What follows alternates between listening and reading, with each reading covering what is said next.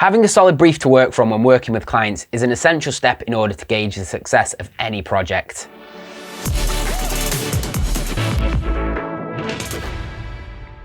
What's up designers, welcome back to Digifrog Designs. If you're new here, I'm Matt Roberts, brand identity designer and illustrator. When it comes to working with clients, having a solid brief to work from is an essential step in the process. Having a solid brief is what allows you to gauge the success of the project. Having one allows you to subjectively measure the project against, allowing you to analyse how appropriate the solution is. Without one, you're aimlessly taking a stab in the dark in order to find the right solution.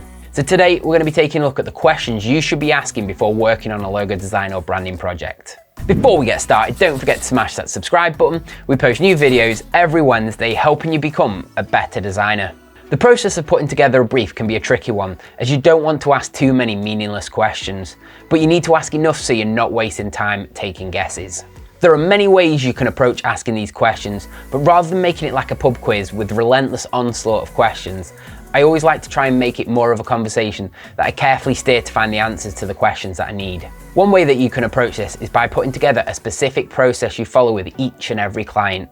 That way you can get into the habit of asking the questions you need the answers to, and you can avoid the ones you don't. For my process, I have a document set up that I use with each and every client, and as I mentioned, I like to structure it more of a conversation by asking more open-ended questions. That's where you can just let the client talk, and you can often find a lot of the answers you need without prying too much and it feeling like an interrogation. If you don't know what I mean by an open-ended question, it's a question that cannot be answered simply by a yes or no. The question is phrased in a way that requires a long-form answer. Obviously, not all questions are like this, I just find it's a good way to get the client to open up. Another thing that I like to do is also use a dictaphone to record the conversation to make sure that I don't miss anything. That way, I always have the full answers to go through after the meeting in order to construct the most detailed brief possible. But I must stress, if you're going to record the meeting, ask for permission from those involved first. I'll drop a link in the description to the document that I go through with my clients as part of my discovery phase, just in case you want to take a look over the kind of thing that I go through. I mainly use this to direct the conversation. I'll normally have some answers prepped on there based on stuff that's available online about the company to show that I've done my research. Now we've taken a look at the process that I like to use, let's take a look at the sort of questions you should be asking your clients before working on a logo or branding project. The first set of questions should allow you to understand the company and what's driving the request for you to design the new logo or branding. You want to understand them in as much detail as possible.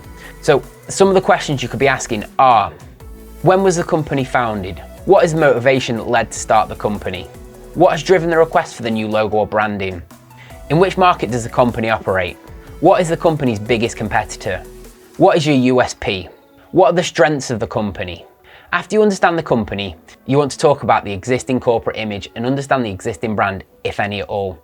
But depending on if you're working a logo or full branding, the questions you ask in this section may vary slightly, but the kind of questions you should be asking are: how does your company appear in the eyes of a customer, if you know?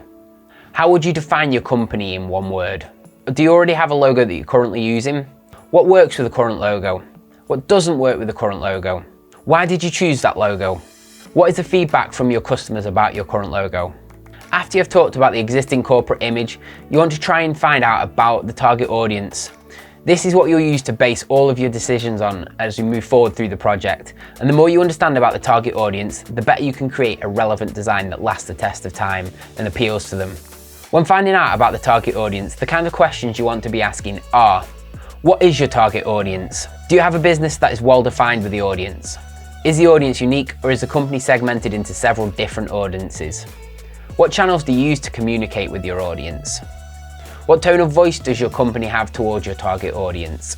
After that, depending on the project, it could be helpful to ask about the design preferences. Yes, you're the designer, and you will design the most appropriate solution based on the information given. But no one knows their industry as well as they do, so take that to your advantage, as what your interpretation is may be different to theirs, so you want to get the complete picture of who your client is and what they want to convey to the world. Asking these questions also allows you to gauge ways that you can broaden the company's horizons within the design to make it truly unique. By understanding what's working and isn't in the industry, you can get more of a complete picture. So the kinds of things you could be asking could be: what colours are common in the industry? Are there any symbols or icons that are common in company logos in the industry?